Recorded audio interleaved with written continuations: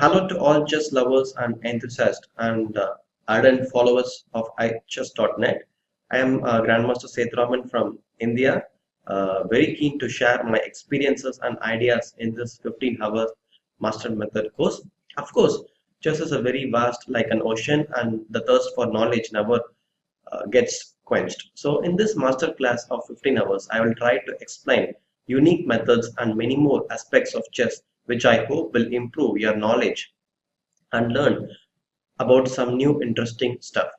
So coming to the topic, I have named this master method course of training, how to train like a chameleon. So many people would wonder what is meant by train like a chameleon. Chameleon's special quality is the ability to change colors. So why not to apply in chess? That is to be flexible and to adapt any kind of position. I think this is the quality every chess player needs to achieve higher feats. So Bruce Lee's quotes also comes to my mind about water, a famous quote about water. So he said, be water, my friend, be formless and be shapeless. So it can flow or it can crash. The same way as in chess, being universal is very important. And one such great example is the world chess champion, Magnus Carlsen, who keeps evolving as a chess player, and also he has the ability to counter different kinds of position, either be in dynamic, strategic, or positional, and reacts according to the demand of the position. And that's why he has dominated the game for a long time.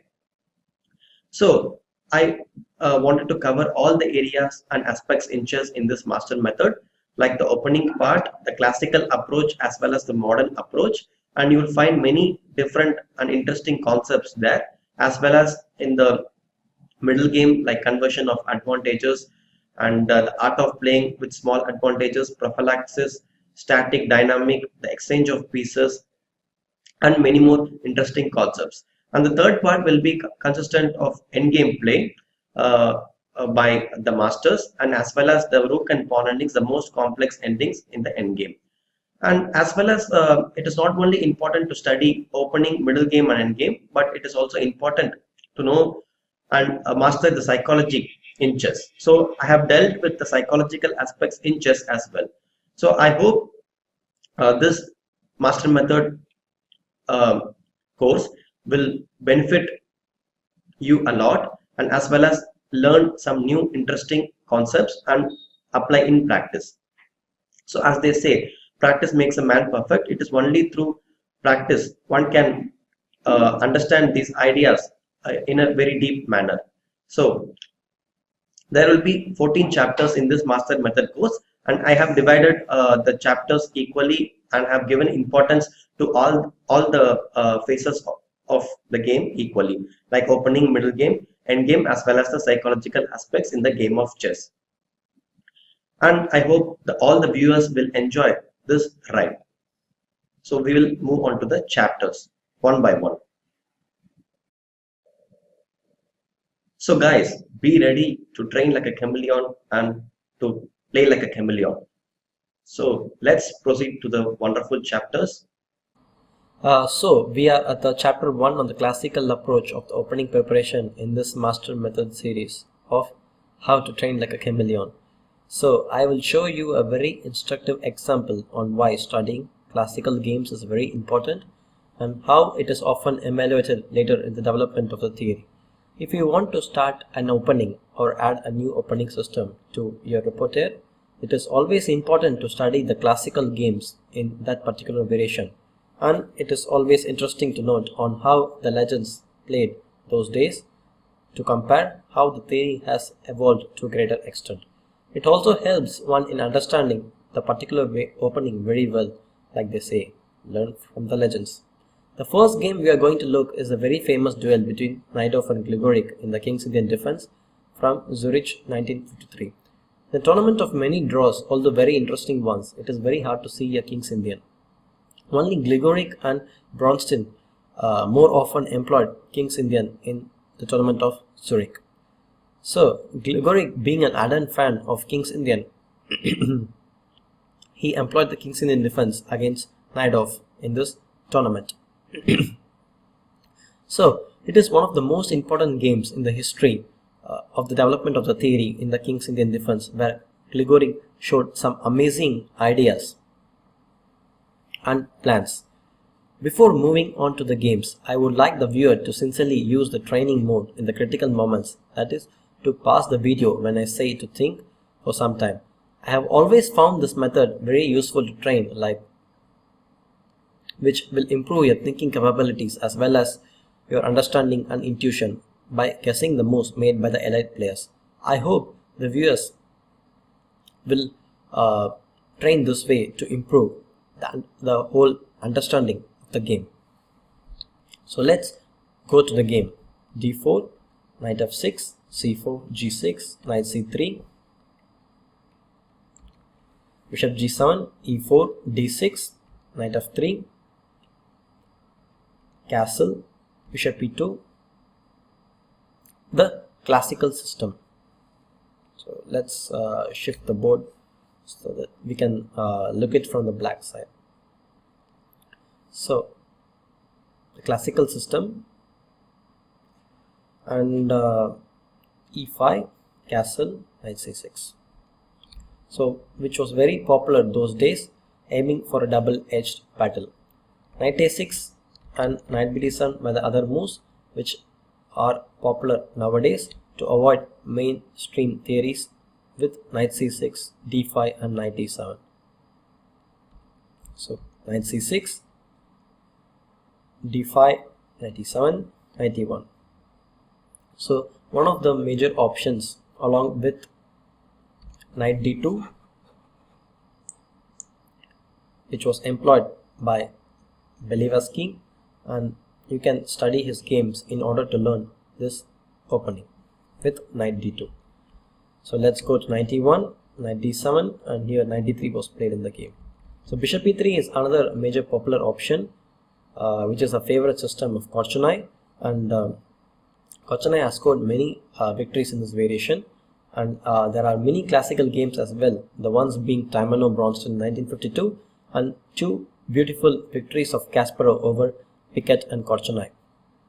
So it is very interesting to note how an expert like Korchnoi lost with Kasparov in the battle of the King's Indian defense.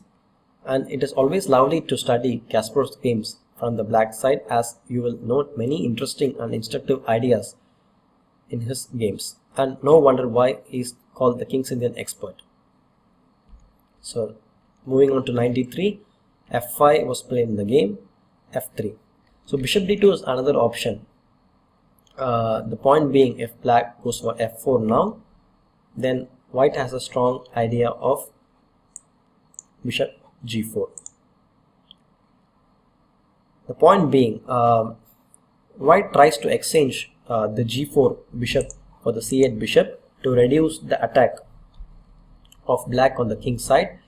So for instance, let's say knight f6, bishop c8, rook c8 and c5.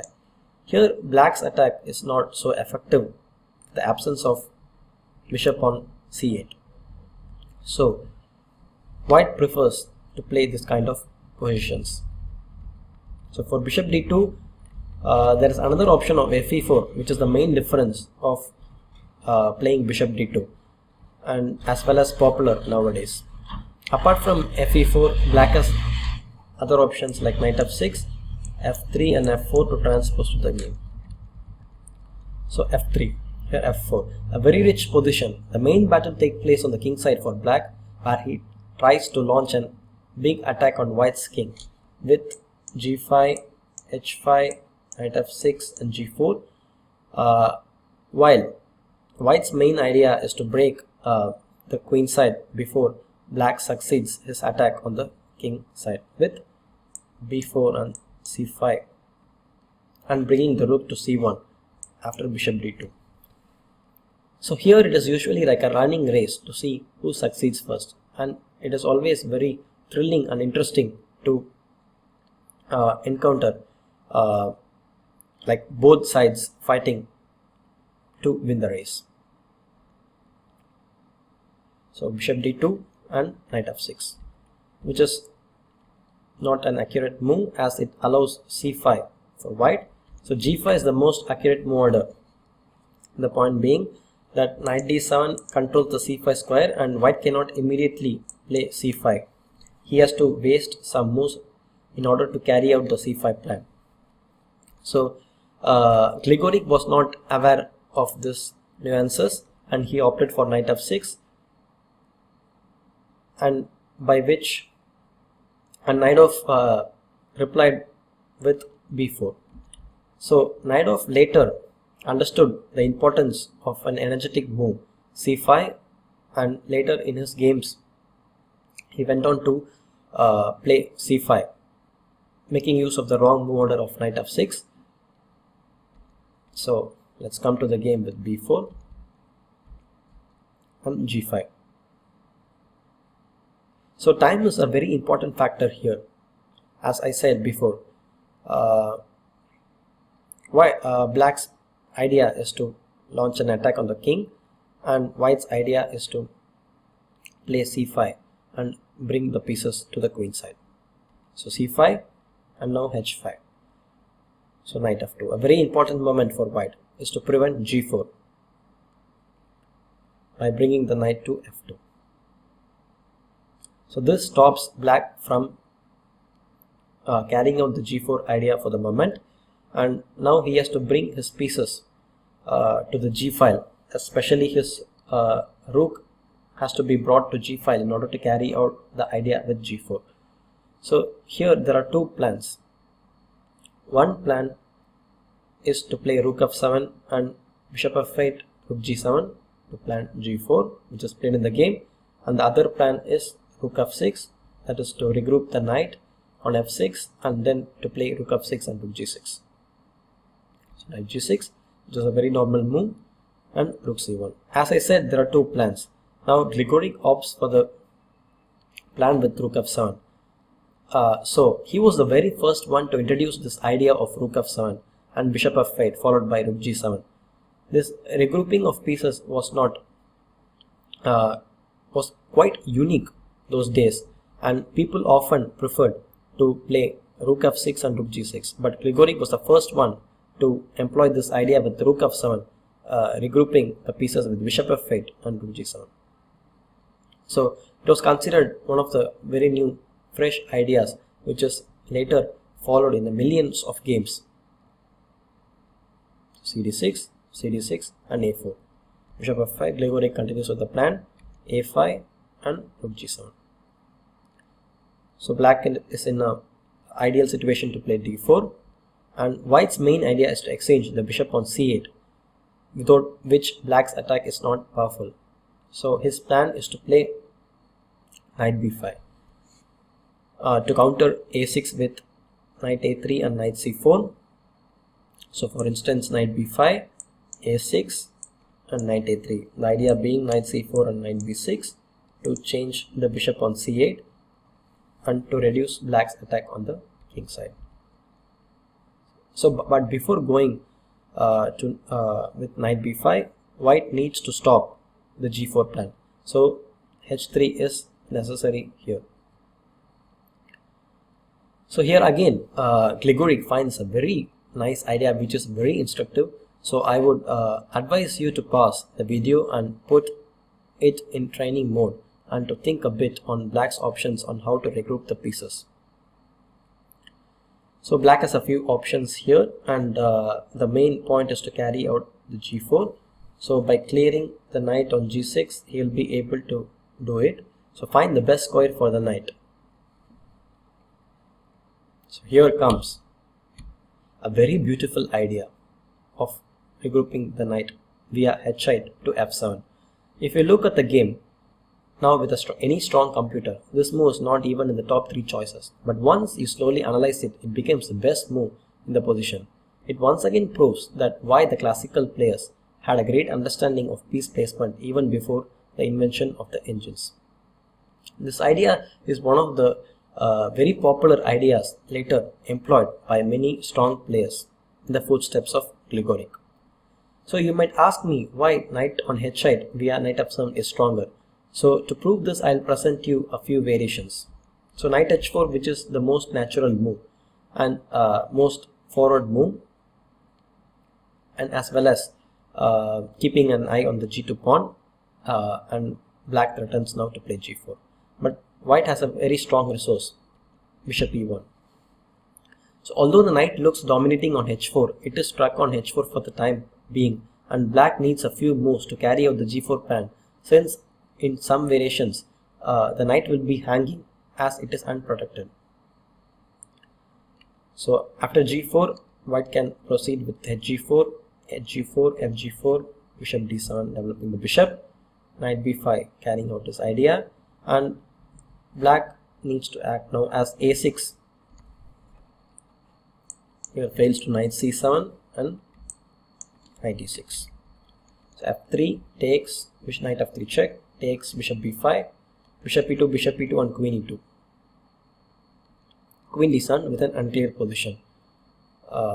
So apart from bishop e1, for knight h4, white can also go for knight b5, g4 takes, a6 and knight a3. The position is extremely unclear. Although white has a good attack, he still needs to carry out his pieces to attack the g4 pawn, which needs some time. So that's why knight h4 idea is not so effective, because of bishop e1 as well as knight b5. So knight h8, knight b5 and g4. A strong attack is coming in the way. Black is not too much concerned about the queen side, as he is already well armed to attack white's king. Takes and a6. So knight a3 and bishop d7. So before going into a full-fledged attack, black just develops his pieces. Another thing of the move bishop d8 is that it can go to e8 and help in attacking the e4 pawn via g6. So knight c4, white carries out his main idea to put the knight on b6. So rook c8. Knight b6 was played in the game. Queen b3 was a better resistance. The point being that after knight b6, if rook c1, then white can recapture with the rook, which is very important. So, but black in turn has a very nice prophylactic idea of stopping knight b6. Once again, I can advise you to put the thinking hat on, that is to pause the video and to put in training mode. This is a very critical idea. It not only helps you in the opening development, but also helps you to understand the idea of prophylaxis, which will be later dealt in the middle game chapter. So here bishop b5, which is very strong. So now the point being, the bishop on e2 is unprotected, so white cannot carry out knight b6. So moving on to the main game, knight b6. So knight b6, rook c1, bishop c1 and bishop e8. Bishop a5 is another option, but I would like to keep more pieces on the board to aim for a strong attack. So now white's only chance is to activate the rook on f1 to c1 and somehow to bring the rook to c8, which is like an impossible task. Another idea of white is to try to change the queens on d8 with queen c2 and queen c8. So bishop a3 was played in the game. White is slowly collapsing under huge pressure. Queen c2 was required with the idea of queen c8, like I said, to change the queens so that the major attacking piece. So knight f7, and here the point is that if queen c8, knight c8 and knight g5, which is very strong, attacking the pawn on e4. If bishop d3 and rook c7 followed by rook c3. So knight b6, bishop b5, again a strong idea which we already saw before. to exchange the defender on d3, making the pawn on e4 vulnerable, and it's very hard for white to protect on the pawn on e4. So here white has a very big advantage. So still white is not ready for queen c8, as black has this option of knight g5. So bishop d2. So still waiting for the moment to carry out the idea with queen c8. And here there are a few options, and knight g5 is the strongest, again putting pressure on e4, also planning bishop g6. So if queen e7, trying to escape away from the exchanges, white goes for knight c8, queen d8 and knight b6 for a repetition. So queen e7 is not possible, and if knight h6, now queen c8 is possible. So like I already said, with the knight on h6 rather than on g5, the pressure on e4 has decreased, and hence white can go for this idea with queen c8, trying to change the queens. If queen into c8, knight into c8, and knight at g4. If bishop b5, then white can take on b5 and play knight a7. So knight h g4, knight into g4, knight into g4 and rook c1.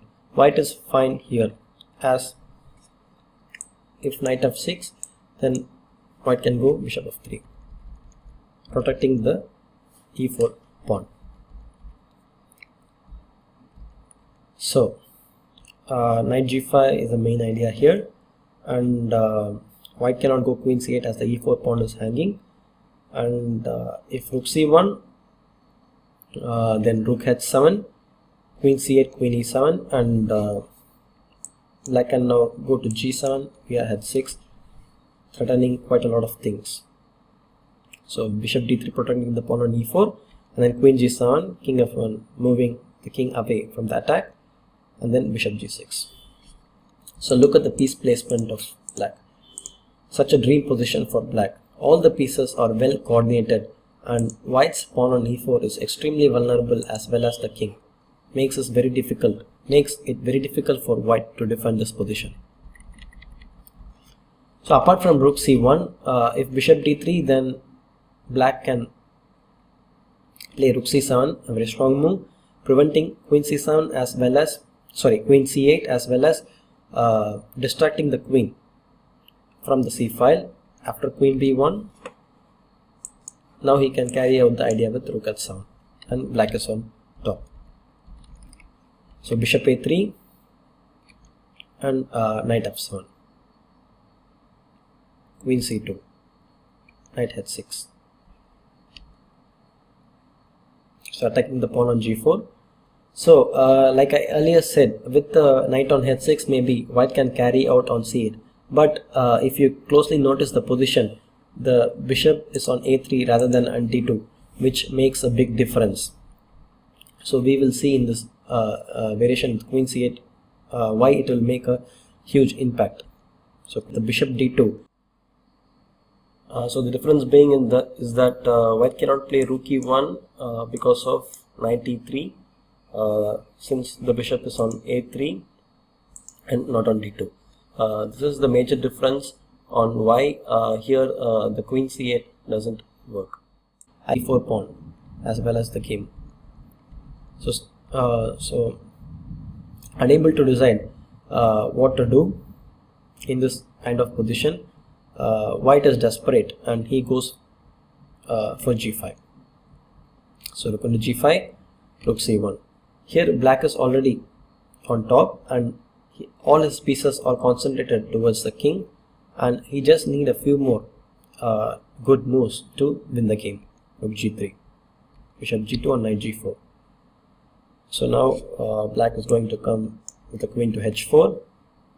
So white is forced to exchange all the knights. So this position I would already evaluate as a very clear advantage to black, with two bishops and a promising rook on g4 with the queen to join. Queen f2, then bishop g6. Here I will not provide you with much variations, as the rest of the game is much simpler for black. So queen e7. The point is to bring the queen to h7 with attacking the h4. So bishop c3, attacking the e4 pawn. So bishop c3, queen h7, queen e2, rook h4, threatening rook h1 check, king f2, f3. Very strong tactical resource. The point being of queen f3 and rook f4. And if white takes with gf3, rook h2, in both ways white loses his queen. So queen e3, rook f4, gf3, queen h2 check, king e1, queen h1 check, king e2, bishop h5 attacking the pawn on f3, king d2, rook on f3, queen g5 check, bishop g7. The king is very safe on g8, and with the bishop on g7 it's even more safe. So king c2, rook check, bishop d2 check, king c3, and queen a1 check. And here white resign because of if king b3, then black goes bishop d1 followed by rook c2, queen b1, or if king d3, bishop e2 check, king c2, bishop d1 check, king d3 and queen b1 check. A very nice game by Gligoric, and a very instructive one, isn't it? Like ideas like knight h8 and rook f7 are extreme treat to watch. It made a huge impact on me when I started my King's Indian journey in my younger days, and guess it made a huge impact for the other players as well. So next game we'll analyze the game of Kasparov, where he again followed the footsteps of Gligoric with this idea of rook f7 and rook g7. And now you know why it is very important to study classical games. You understand the positions very well and also learn a lot of new instructive ideas and themes. So let's move on to the next game of Kasparov. So here we come to the game of Kasparov against Ufero. So this was played in the younger days of Kasparov in 1978.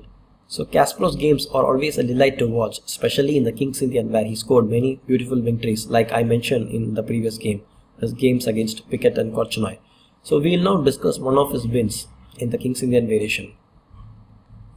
D4 knight f6, c4 g6. So coming to our main position, so knight d7, and here knight d3, f5, bishop d2.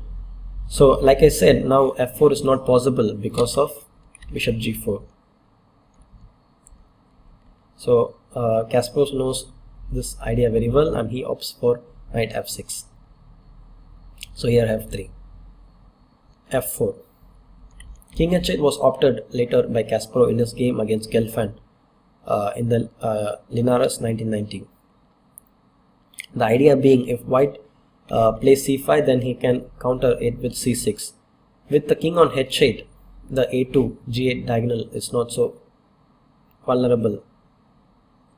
So here the idea is effective, as well as if rook c1, black can continue with c5, a new idea which restricts white's play on the queen side and prevents himself from playing b4 and c5.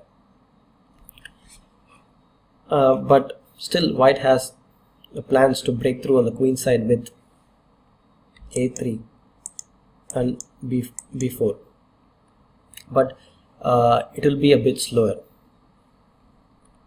So this is one of the ideas Kasparov later invented, and then g4. So white in turn again follows the same idea like black, closing the king side attack. And here Kasparov played a6, knight f2, and followed by h6, with ideas like knight g8, knight h7, bringing the bishop to f6 and g5. So you can study the game of Gelfand and Kasparov here. So coming to the main move, f4. So c5. Like I said in the previous game, it is very important to act energetically, since time is a very big factor in this race. So making use of the wrong move order of knight f6. So g5 and c into d6. Rook c1 was one of the popular options even today, with the idea of knight b5, for the moment maintaining the tension on c5. So knight g6, normal idea. Knight b5, delaying the exchange on d6, also gives white an additional option to sacrifice a piece. For instance, if a6, he can proceed with cd6, which is very important, as knight a3 fails to g4 with a huge attack, as the pawn on e4 is not protected. cd6 and cd6. If ab5, dc7 is very promising for white, with the pawns on c7 and d5. So usually this kind of piece sacrifices gives white a huge initiative and a force to reckon with. So cd6, black has to take cd6 and then knight c7, with the idea of putting the knight on e6. So that's why white has again to, black has again to follow the Gregoric style of regrouping with rook f7, protecting the c7 square, as well as planning bishop f8 and rook g7.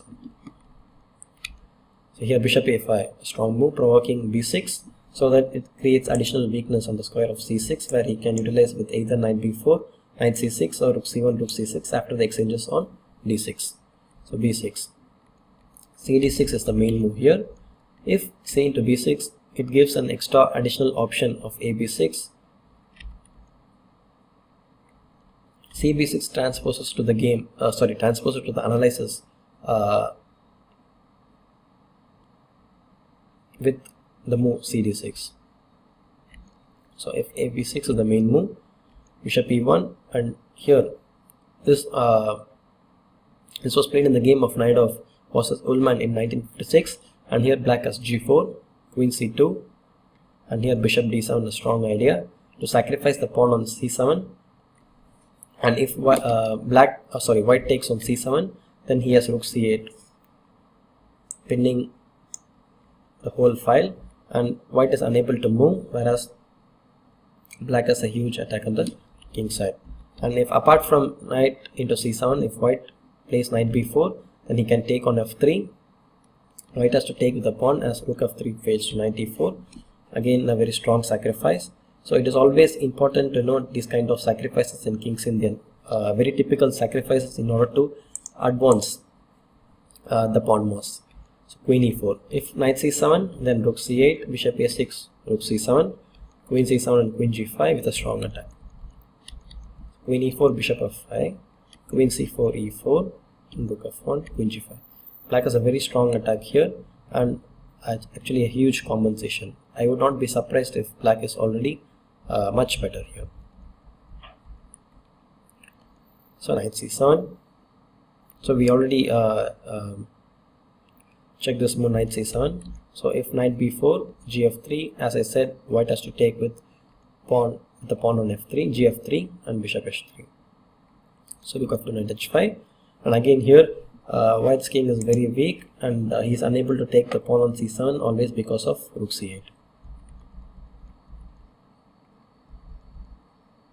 So that's why it's very important to take with the pawn on d6. And like I said, not caring about the piece. So va5 is a mistake because of dc7, and white has a huge promising position with d6, queen b3, and knight c5 to follow. So these pawn mosses are always dangerous. So sorry, let's come to the cd6. Like I said, is a very important move order. So this idea was introduced in the modern days to sacrifice the piece.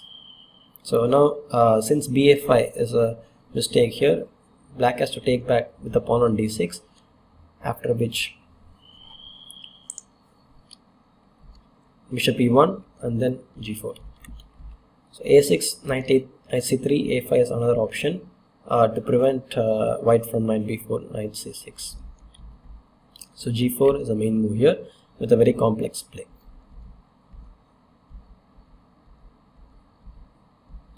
So coming back to the game with cd6, white released the tension quite early.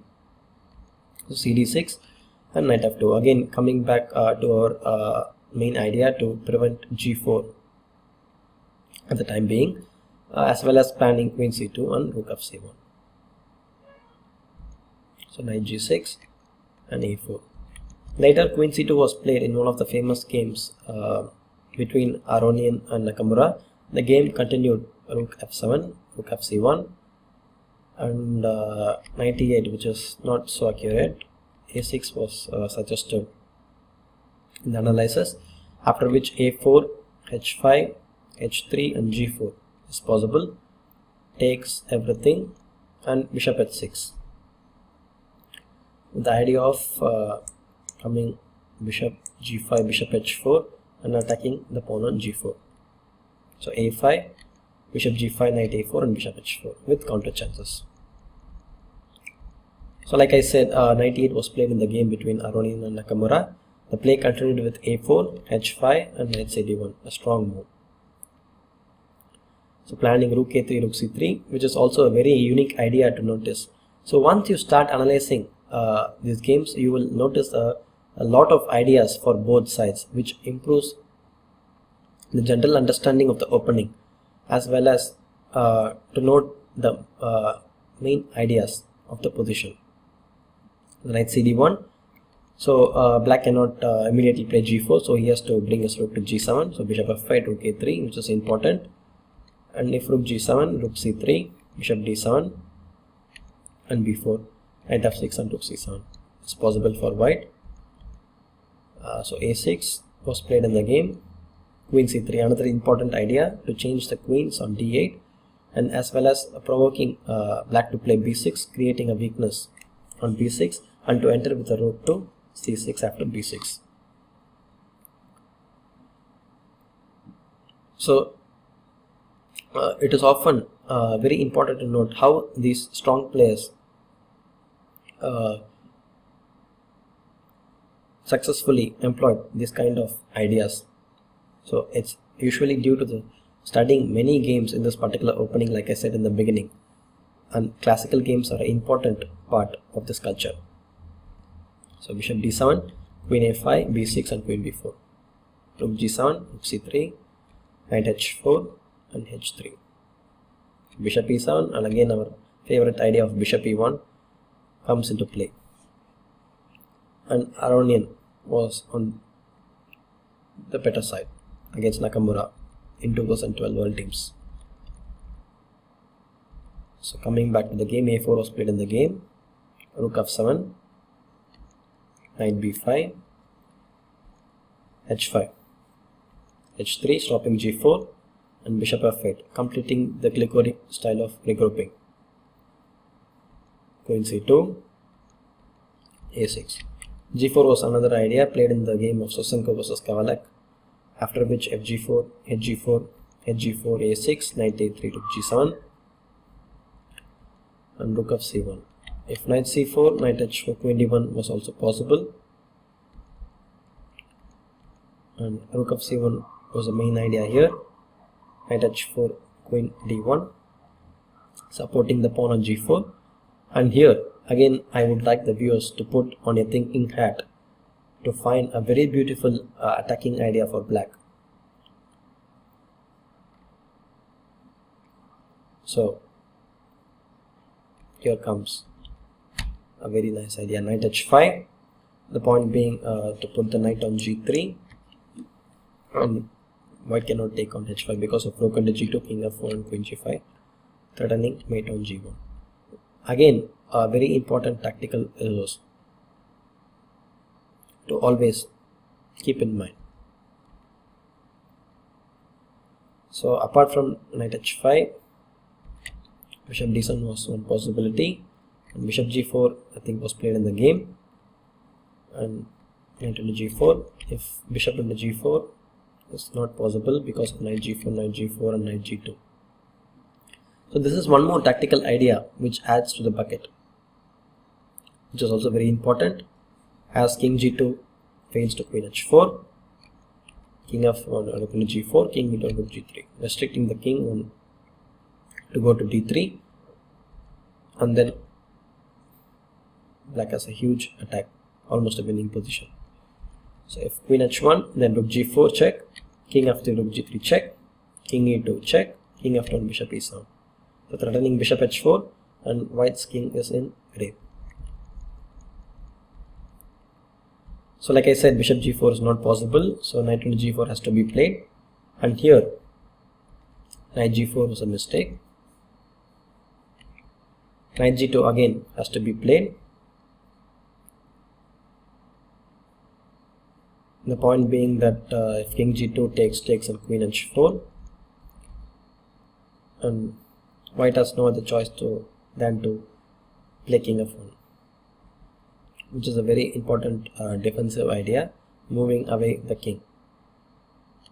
So knight h4 again, threatening to play f3, bishop e1 attacking the knight on h4, which is very common, as we already noticed in many positions. So knight into e4, queen d3, knight c5, rook c5, and white has a good advantage. So but still knight g2 was a better defensive try, but knight g4 was played in this game of Sosenko versus Kavalek. Bishop into g4,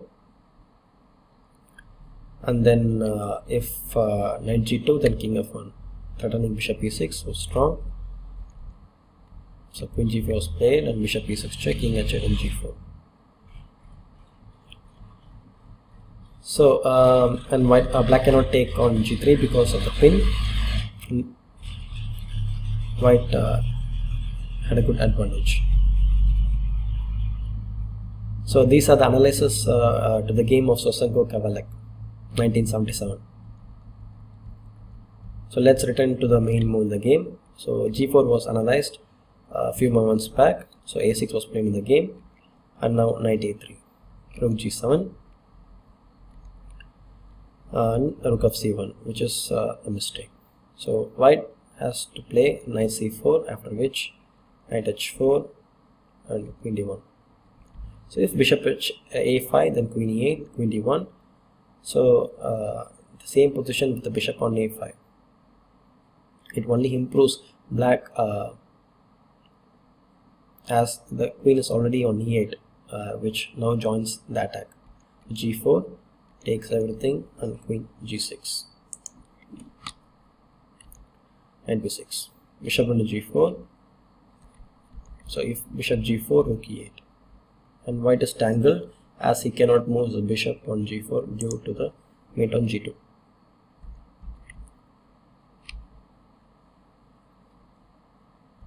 So always it's important to note that when in attack, when you have the option to add more power, you should not care about the pieces, and it is an example of why it is important to act energetically. So bishop g4, knight g4, and knight g2. Again we see this idea. I think it's already the 4th or 5th time we see this idea. So it is always important to register such ideas in your mind, and when calculating different positions, it can come into use. Knight g2, if black plays knight g4, bishop g4, rook e8, and then white has bishop f3, knight g2, and king f2. That's why knight g2, king into g2, queen e4 check, king g1, knight into g4, bishop into g4, f3, king f1, queen g4. Still it is not clear. The position is very unclear, and it's very hard to evaluate. The engines evaluate it as equal.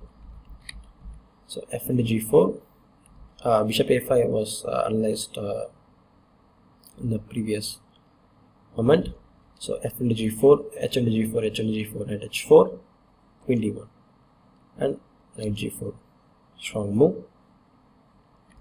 Knight into g4, queen g5, and almost white is on the verge of losing, but he has a very strong defensive resource, knight c e3. So after bishop e7, again maintaining tension, not taking on e3 immediately. So if queen c2, again we see this idea of knight g2. So rook f2, queen g6, attacking the pawn on e4, rook c1. So immediately white cannot take on e4, as white has rook c4, queen g6 followed by queen c2, trying to change queens as well as attacking the bishop. So this is the point of rook c1. So f into e3, knight into e3, bishop d7, rook c7, bishop g5, knight g4, bishop g4, rook g7 check, king g7, bishop into g5, bishop into e2, queen b3. So if queen c1 protecting the bishop, then black is very strong, bishop f3. So the point being, if white takes on f3, then he has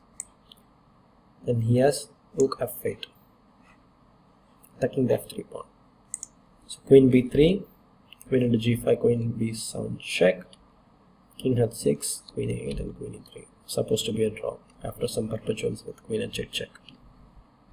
So very long variations, which is very interesting to note how complex the positions can be in King's Indian defense.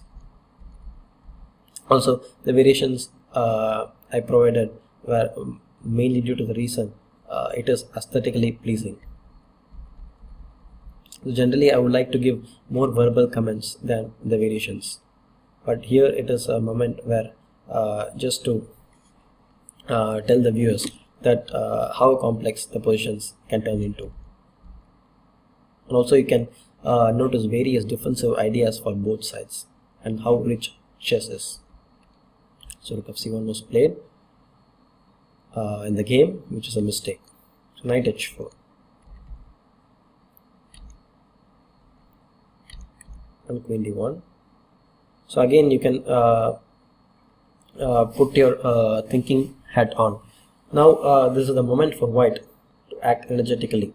Black is white. For black to act energetically. White is already planning knight c4 and bishop a5 followed by knight b6 or a5 followed by knight b6. So now he cannot carry out g4. But black is a very beautiful tactical resource, and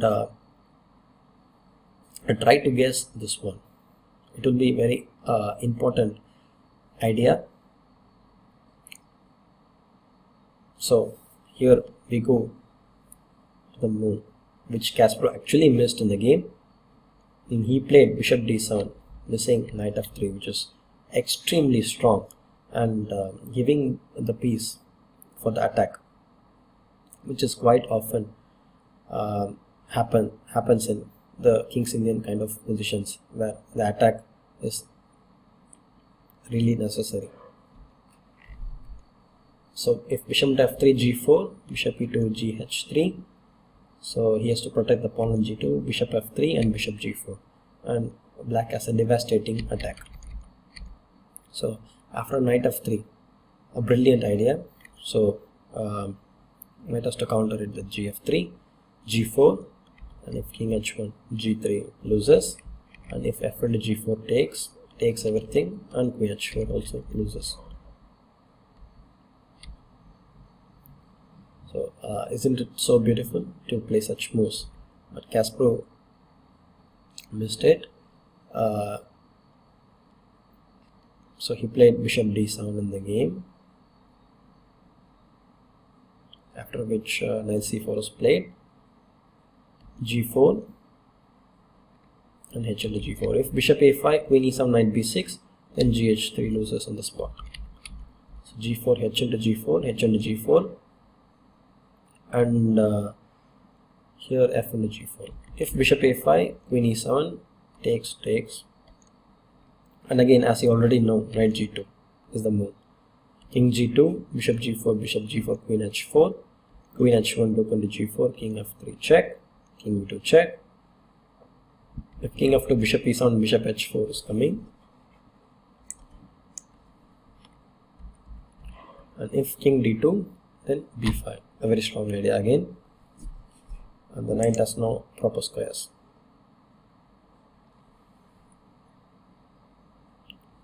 So while black is usually carrying out his ideas on the king side, here comes an unexpected twist with b5. This is always important to look for resources on both the sides. So we go back to the game with f into g4 instead of bishop a5, which was analyzed. So here knight g2 was played by Kasparov, and it is important to note that in many variations this sacrifice worked, but here this is a different story. We'll see why it is not so effective here, because of just one reason. So if the correct move was knight g4, the point being, if knight into g4, now knight into g2, king into g2, if king f1, then queen h4 is coming, king g2, bishop into g4 takes queen h4, again if king f1, then rook into g4, king into rook g3, restricting the king on e2, and if queen h1, rook g4, king f3 check, king into queen g4 check, king f2 on b5, and if knight into e5, then takes rook c7 and bishop g7, because white was threatening mate on h7, so he has to play bishop g7. It is a very good position. So coming back to the variation with knight g4, so I said if knight g4, knight g2 was coming, so that's why white has to take with the bishop, and knight g2 here again. So as I said, he cannot take on g2 because of bishop g4 followed by queen h4, so he has to play king f1. Again, this defensive idea comes into play, bishop into g4, knight into g4, queen g5, and knight f2, knight e3 check, takes, queen f3, so giving back the piece in order to defend white's king. And again, it is a complex position. So going back to the game, knight g2 was played in the game, and here king into g2 was played. So here one might ask, what is the difference of taking the knight on g2 early, and why it is ineffective here? The point being, bishop a5, a strong resource which was overlooked by Kasparov.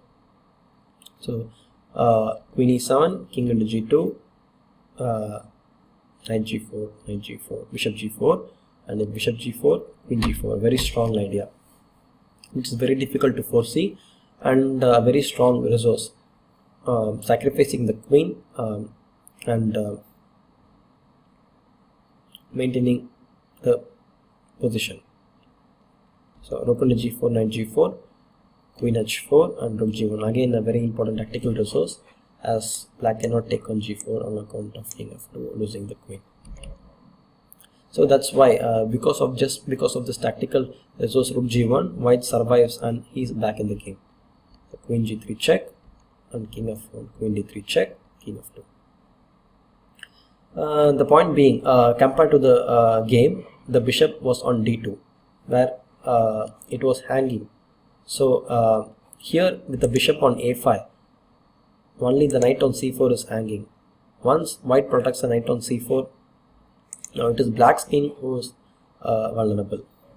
So white has a very good advantage here. King g2 was played in the game, knight g4, bishop into g4, bishop into g4, again queen g4. A very important resource. You should always be alert so as not to miss such kind of resources. If queen h4, the point being queen g7 check, bishop g7 and rook g1. So rook into g4 was played in the game, knight into g4 and rook c8. Another inaccuracy from Kasparov. Queen h4 has to be played, rook g1, again coming back to our defensive idea, queen g3 check, and if king h1, then black has queen h3, knight h2 and king f7 defending, while king f1, queen d3 check, king f2. So we saw a very similar variation with the bishop on a5. So with the bishop on d2, black has some resources, as knight on c4 and bishop on d2 both are under attack. So he can play bishop g7 here, knight h6 and king f8, and black defends. So rook c8 was played in the game, and here knight h2 was played, which was a mistake. King f3 has to be played, consolidating the position as well as the game. So knight h2 was played, after which white is already losing. So queen h4, returning rook c7, so rook c3, rook c7, again regrouping the rook to g7. So it's not only from f8 to f7 to g7, it's also from c8 to c7 to g7. So bringing all the pieces in. So g1 check, takes, and queen h7. And white is already in huge danger as he can never protect the pawn on e4. Bishop f4, ef4, knight d2. He gives the bishop in order to protect the pawn on e4, but the material is too less, and Kasparov now easily carries out his main intentions, winning the game in a nice manner. So the rest is just a matter of technique, so I will just immediately go with the proceeding moves. Rook c4, bishop g7, b3 check. The point being a small tactical resource he cannot take because of queen g7 check. King h1, bishop c5, knight f3, b5, rook c2, queen e8, rook g2 check, king f8, knight g5, queen h5 check, king e7 check, here, takes, and bishop e3. Knight f4, bishop f4, rook f4, king e7, king g2, queen d1, and the pawn on e4. Center attack. So knight g4, queen into a4, knight e3, a5, knight f5, king d7, rook h4, queen c2 check, king of 3, a4, h7, and slowly white loses. So also a nice game. Again, you can see the idea of rook f7 and rook g7 by Gligoric here, as well as you can, in this game, you can see many tactical ideas of white, like knight into f3 check, if you remember, and also knight into g2, and also many defensive resources for both the sides, and how to be careful, like missing the move with queen into g4. So it is also not only important to study plans and regroupment of pieces, it is also important to study the classical games for its tactical resources, which is quite explained well here. So I hope by the end of this games you will be very much interested to study King's Indian and to be expert like Kasparov.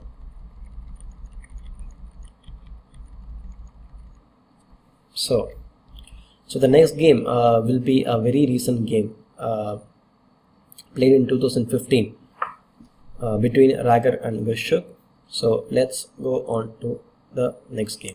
So yeah, this is a very fresh game played between Rager and Grishuk in the European Team Championship. Grishuk is again a very good King's Indian player who in the modern days is considered to be an expert, and only one of the few who employs King's Indian at the top level chess, along with, of course, Nakamura, the main expert nowadays. So here, let's go to the game. So before going to the game, I would like to stress the fact that Grishuk here used the idea of Gligoric again. So knight f3, knight f6, c4. King's Indian from a different move order. So classical system again. d5, knight e7, knight e1, knight d7, knight d3, f5, f3, f4, bishop b2, knight f6. Like I said, g5 is the accurate move order here, but nevertheless, black is not afraid of the energetic attack with c5. So knight f6, c5, g5, rook c1, knight g7, we come to the main position, and knight b5, cd6, cd6, knight b5, rook f7 was dealt in the previous games, and here we deal with the knight b5, rook f7, bishop a5, like I said in one of the games, to provoke b6 and to create a square for white's knight or rook on c6. So b6 takes is very important, like I said, cb6 and ab6.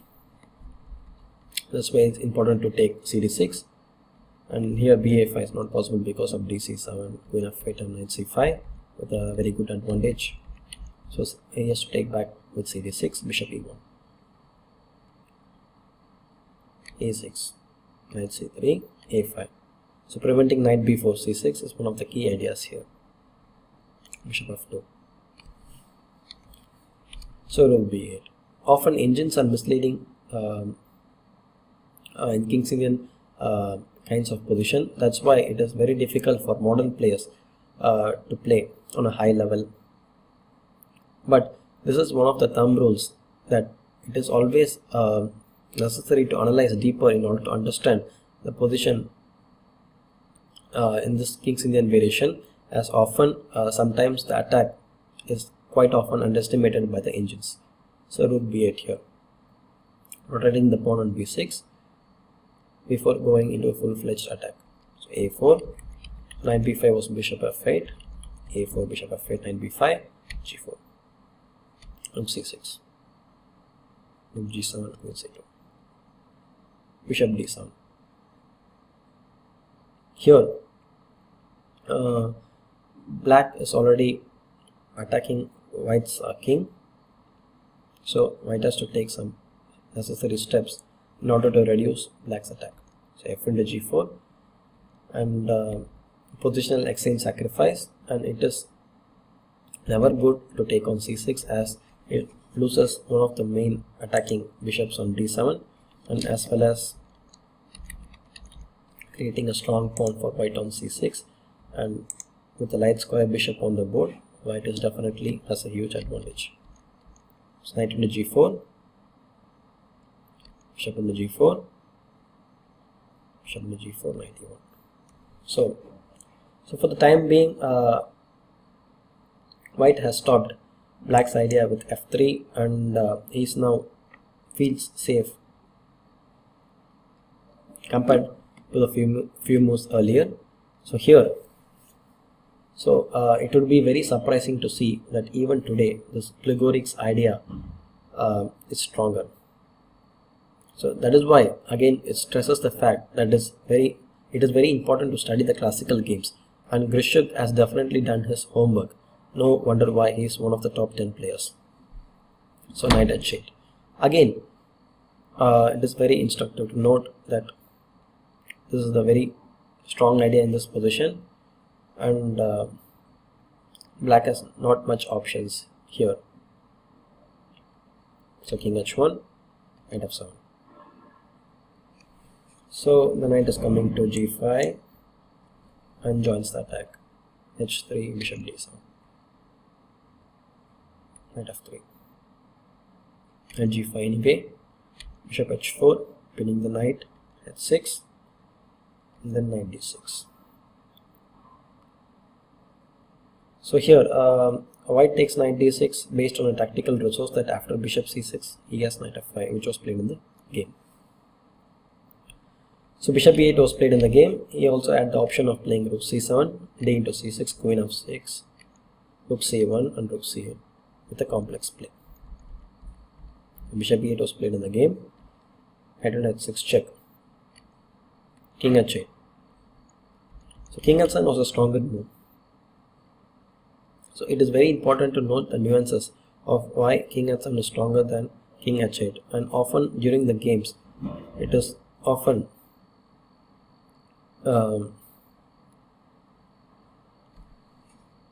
black has to know the difference in order to play the accurate move, but it is quite difficult to judge which one is better.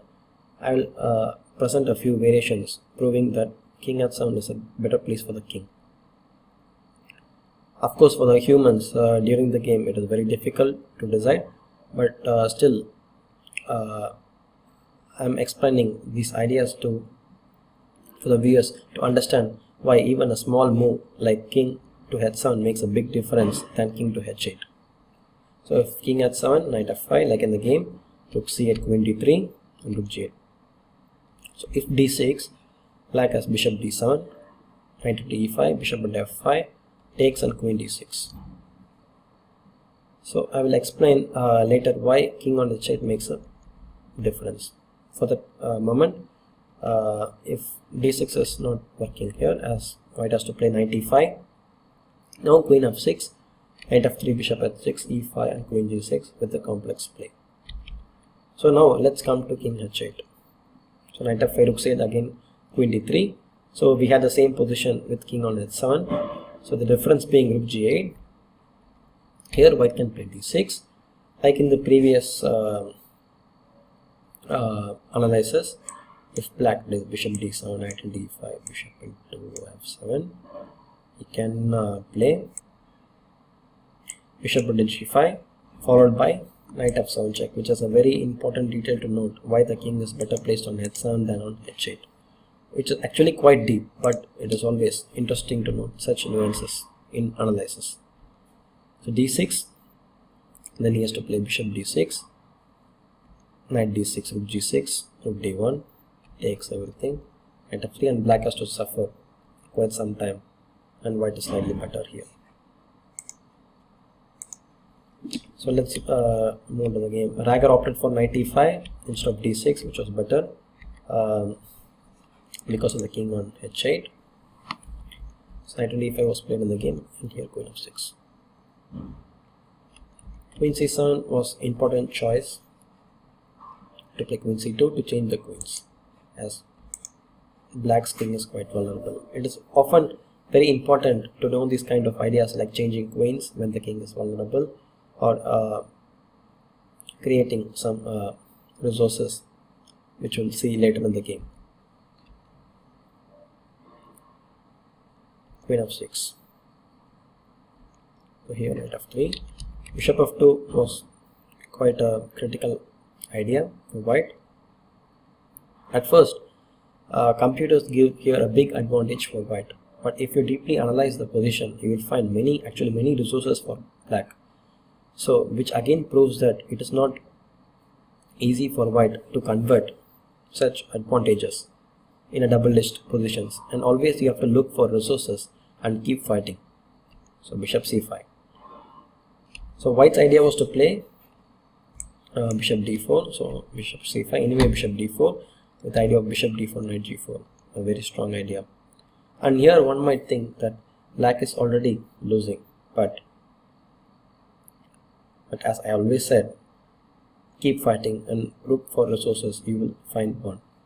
So again, you can put on your thinking hat, but it is a very difficult move, so you can spend some time here, like let's say you can put some 20 minutes on the clock here to calculate some variations, and you will find many interesting possibilities here, though black has only one move here to defend the position, but still it's quite difficult to notice the nuances and the possibilities. So queen f8 is not possible because of queen d4, rook g7, and rook into f4. So black is in huge danger as white has many threats. So here comes the cold-blooded move, f3. So it's funny to notice like how many pieces are hanging on the board, and so this is King's Indian for you. So what do you expect? So after f3, so if gf3, then black has knight into h3, knight f6, bishop f6, queen e3, rook g6. White was threatening queen f6 check. So rook g6, e5, bishop g4, f4, knight f4, rook f4, rook c7. Again, these moves are very difficult to see over the board or even in analysis, but it is always important to look for such ideas. The idea is to play rook at some check. I just provided you with a lot of variations to give you that why King's Indian is a complex opening, as well as to note, as well as for you to understand these kind of resources always exist in every position. So you should always be looking for resources and never be disappointed with a position. So here after f3, if white takes the queen, then check, bishop f2, knight h6, and rook g7. So it's very surprising to know that black is defended here, because rook f6 cannot be taken on account of knight e4 check. Coming back to the game, knight f3 was played in the game, bishop d7. So trying to change the active piece on f5 here. So queen d2, bishop f5, queen f4, bishop h6 was played in the game, queen g7 was secured with the idea of if white takes on g5, black has bishop e7, and if white takes with the knight, then he has again bishop e7 followed by bishop g5 with a great advantage. Bishop h6 was played in the game. So I guess this is because of the players were in the 40th move. So because of the time pressure, there were few inaccuracies, and now ef5, rook cd8. So here one might think white is already lost because he's a rook down and he has no compensation. But surprisingly, if you closely look at the position, so all my pieces are pinned and unable to move. The only point is that d5 is unprotected, so why not to protect it with rook d1 with the idea of knight e5 and jumping either with knight g4 or knight g6 check. King h7, knight e5 with knight g4, and if knight h3, then takes, and white is in time to hold the position. And if rook f8, again knight f3 attacking the knight on g5, forcing black to play rook g8, and again to follow with knight e5. So it's very curious for me to note, even in the rook down position, white is not worse here because of the 4 pawns and the active pieces and the pin pieces on f6, g5 and d8 and h6. So chess is so rich, and so many defensive resources, which makes very hard to win a game. Knight e5 was played in the game, and rook d5, knight g4, queen d6. Now black is winning, as he has already untangled the pieces and got the important pawn on d5. So after a few moves, white resigned.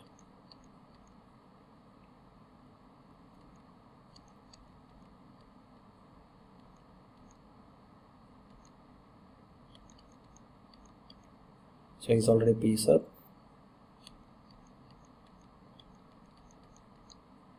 So now it's only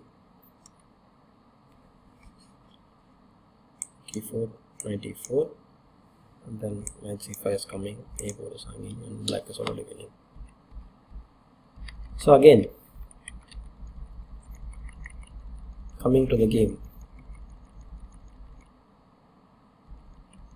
you can notice the knight h8 idea by Gligoric, as well as many defensive resources and aesthetically pleasing variations in King's Indian defense, proving that one doesn't have to give up so early, that he can always look for resources as well as learn some new ideas, and how often the classical games plays an important role in designing one's plans. So this is the classical approach, and I hope you found it very instructive.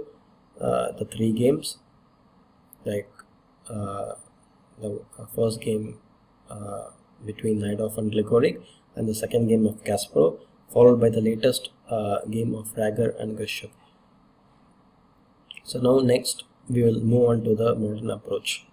So to conclude the chapter of the classical approach, so by studying the classical games, one can learn new ideas. So one can learn how to put the pieces, like in the first game rook f7, rook g7, and another important moment was knight h8. So these 2 moments can be learned from the first game, and immediately you can see in the second game Kasparov followed the same plan with rook f7 and rook g7, and in this game, in the game of Kasparov, you can see the tactical resources of black, like knight into f3 check. If you notice how strong it is to sacrifice a piece followed by g4, and you can as well as note ideas like knight into g2 when the knight was on h4. So by keeping a note of these tactical ideas, you can always refresh your memory in your calculations while facing the particular position, king's in position on the board during the tournament.